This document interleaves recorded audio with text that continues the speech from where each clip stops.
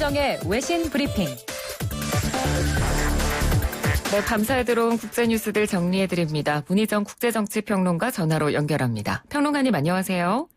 네, 안녕하세요. 예, 러시아에서 블라디미르 푸틴 대통령의 장기 집권을 위한 개헌을 묻는 국민투표가 있었는데요. 지금 투표는 끝났습니까? 네, 현지 시각으로 7월 1일 오전 8시에 시작된 국민투표는 9만 6천여 개 투표소에서 저녁 8시에 끝이 났고요. 네. 이미 지난달 25일부터 30일까지 6일간 사전투표가 진행된 상태입니다. 이 전체 투표율은 65%로 집계가 됐습니다.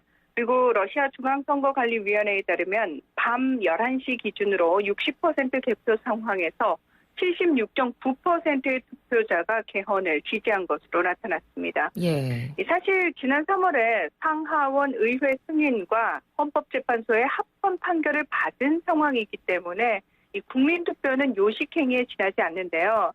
푸틴 대통령이 국민들의 지지를 개헌의 전제 조건으로 내걸었기 때문에 정당성을 확보하려는 차원으로 볼 수 있습니다.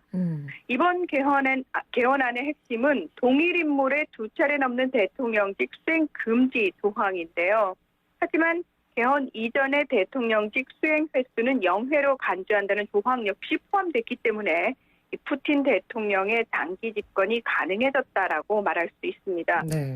이미 1999년부터 4년 임기의 대통령을 두 차례 역임한 후 4년 동안 또 대통령 같은 총리를 지냈던 푸틴 대통령은 현재 6년 임기의 대통령을 두 번째 하고 있기 때문에 2024년 임기 마지막까지 24년간 집권을 하게 되는 게 됩니다. 그리고 그때 다시 출마를 할 수 있게 돼서 2036년 84세까지 무려 36년간 최장기 집권 기록을 세울 것으로 전망이 되고 있습니다. 푸틴 대통령은 지난달 21일 국영 러시아 원 TV 인터뷰에서 7월 1일 국민투표에서 개헌안이 통과되면 2024년 대선에 출마하겠다는 뜻을 분명히 밝힌 상태입니다. 네. 자, 이번에는 푸틴 대통령만큼이나 장기 집권을 하고 있는 또 다른 통치자죠. 이스라엘의 베냐민 네타냐후 총리 관련 소식인데요. 지난 7월 1일에 서한 지구를 합병하겠다 이렇게 밝혔었는데 지금은 어떤 상황인가요? 일단은 속도 조절에 나선 것으로 보입니다. 이 네타냐후 총리가 중도 성향의 청백당 대표인 베니 간츠 국방부 장관과 타결한 새 연립정부 합의안에 따르면 7월 1일부터 의회와 내각에서 요르단강 서안의 유대인 정착촌들과 요르단 계곡을 합병하는 법안을 추진할 수는 있습니다. 하지만 이 지역들은 명백히 국제법상 팔레스타인 자치지역입니다. 예.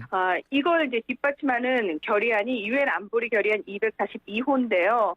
이스라엘은 점령지에서 철수해야 한다고 분명히 못 받고 있습니다. 이스라엘이 1967년 제3차 중동 전쟁에서 승리한 뒤에 무단으로 점령한 뒤에 불법으로 유대인 정착촌을 계속 건설하면서 지금 현재 서한 지구에서 점령 지역을 넓혀가고 있는 상황인데요. 이 네타냐후 총리는 에이비 버코위츠 미국 백악관 특사 그리고 데이비드 프리드먼 주 이스라엘 미국 대사와 면담을 한 뒤에 주권 문제를 논의했다면서 현재 작업 중이고 며칠 동안 작업을 계속할 것이라고 밝힘으로써 당장은 서한합병에 나서지는 않을 것임을 시사했습니다. 그런데 네. 좀 이상하죠. 왜 서한합병을 당사국인 팔레스타인이 아닌 미국과 논의할까요? 네, 지난 1월 도널드 트럼프 미국 대통령은 또 이 지역에서 이스라엘의 주권을 인정하는 중동 평화 구상안을 내놓기도 했죠. 이 당사자인 팔레스타인은 물론이고 국제사회에서는 일제히 서한합병에 대해서 반대 입장을 공식적으로 밝히고 있는데요. 미첼 바체레트 유엔 인권 최고대표는 지난달 29일 이스라엘의 서한합병이 불법이고 재앙적 결과를 초래할 수 있다고 경고하는 내용의 성명을 발표했습니다. 그리고 아랍권 국제기구인 아랍연맹도 이미 지난 4월에 이스라엘의 서한합병이 팔레스타인인들을 겨냥한 새로운 전쟁 범죄라고 규탄한 바 있습니다. 네. 사실 이 팔레스타인인들의 운명이 미국과 이스라엘 손에 달려있다는 사실 자체가 쉽게 납득할 수 있는 일은 아닌 것 같습니다. 맞습니다. 네. 자, 그리고 다음은 최근에 계속 갈등을 빚고 있는 중국과 인도 관련 소식이죠? 네, 국경 지역에서 서로 난투극을 벌이면서 수십 명의 사상자를 냈던 중국과 인도의 대립이 이제는 경제 전쟁으로 번지는 양상입니다. 예. 인도에서 대대적인 중국 불매 운동이 벌어지고 있다는 소식 이미 전해드렸죠. 네네. 그런데 인도 전자정보기술부가 지난달 29일 성명을 내고 중국의 앱들이 안드로이드와 iOS 플랫폼에서 승인받지 않은 방식으로 이 사용자 정보를 인도 밖 서버로 무단 전송했다는 여러 불만이 접수됐다면서 중국 동영상 플랫폼인 틱톡 등 중국의 스마트폰 애플리케이션 59개의 사용을 금지시켰습니다. 이에 대해서 이제 중국 측이 반발을 한 건데요. 시장 원칙에 근거해서 책임감 있게 해외 투자자들의 합법적인 권익을 보호해야 한다고 비난했습니다. 지금 이 워딩을 정확하게 기억을 좀 해주시기 바랍니다. 그러면서 중국 대사관도 중국의 일부 애플리케이션을 겨냥한 인도의 조처는 차별적인 것으로 이유가 모호하다면서 이는 국가안보 개념을 남용했을 뿐만 아니라 세계 무역기구 WTO 규정에도 어긋난다고 주장했습니다. 자, 그런데 좀 이상하죠. 우리나라에 대해서 사드에 대한 보복으로 오랜 시간 한한령을 발동했던 중국이 할 소리인지는 잘 모르겠습니다. 네, 그렇습니다. 물론 중국의 경우 그 중국 정부의 공식적인 입장은 늘 정부 차원에서 그런 적은 없다. 하지만 비공식적으로 중국의 기업이라든지 업계, 중국 국민들의 자발적인 행위다. 이런 설명을 내놓곤 했죠. 네. 자, 그렇다면 이 똑같은 설명을 인도 측도 할 수 있을 것 같습니다. 근데 중국 측에서는 사실 인구 13억 5천만 명의 인도가 디지털 업계에서 놓칠 수 없는 최대 시장이고요. 또 틱톡 사용자만 1억 2천만 명으로 추정되는 상황에서 말 그대로 발등에 불이 떨어진 격이라고 할 수 있는데요. 네. 이 앞서 인도 정부는 이 5G 네트워크 구축 사업에서도 화웨이와 중싱, ZTE 등 이 중국 기업을 배제하겠다는 방침을 밝힌 바 있습니다. 네. 자, 다음은 일본으로 가보도록 하겠습니다. 우리나라, 중국, 그리고 대만 등에 대해서 입국 규제 완화를 지금 일본이 검토를 하고 있죠.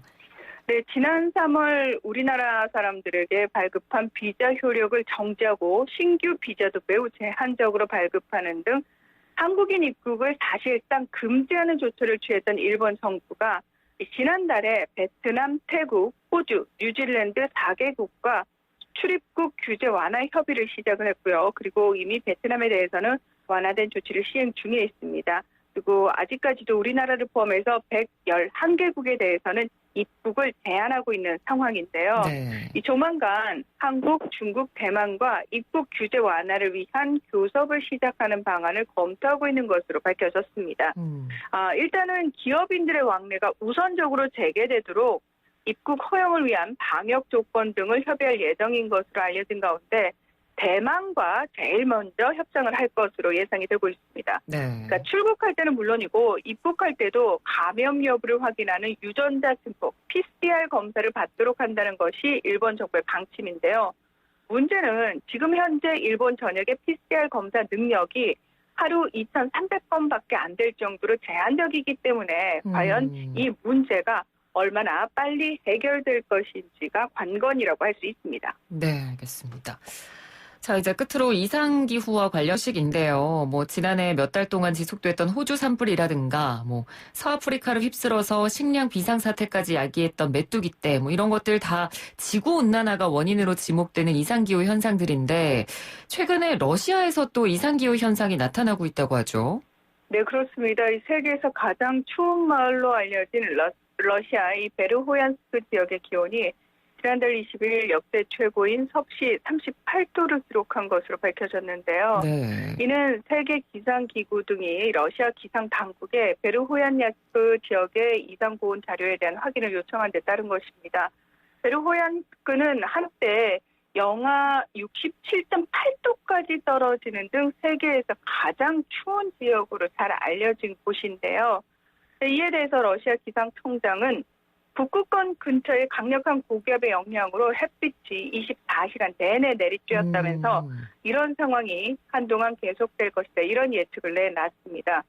이 문제는 이 시베리아 지역의 기온이 평년보다 약 10도가량 높은 이상 고온 현상이 이어지면서 산불 발생도 예년보다 5배나 늘어났다는 사실인데요. 네. 지난달 29일부터 시베리아와 극동 6개 지역에는 산불로 인한 비상사태가 선포된 상태입니다. 미국 항공우주국 우주연구소 측은 지난 100년간 볼 수 없었던 이례적인 현상이라면서 보온 기록을 경신할 가능성이 점점 더 커지고 있다고 경고하고 나섰고요. 그런가 하면 또 지난달 30일 극동 지역인 추코트카 자치구 아나디르스키 지역에서는 예년보다 기온이 크게 낮아지고 악천후가 이어지면서 눈이 내리는 기현상이 발생했습니다. 네, 알겠습니다. 오늘 러시아 소식까지 들어봤습니다. 말씀 잘 들었습니다. 고맙습니다. 네, 고맙습니다. 네, 지금까지 문희정 국제정치평론가였습니다.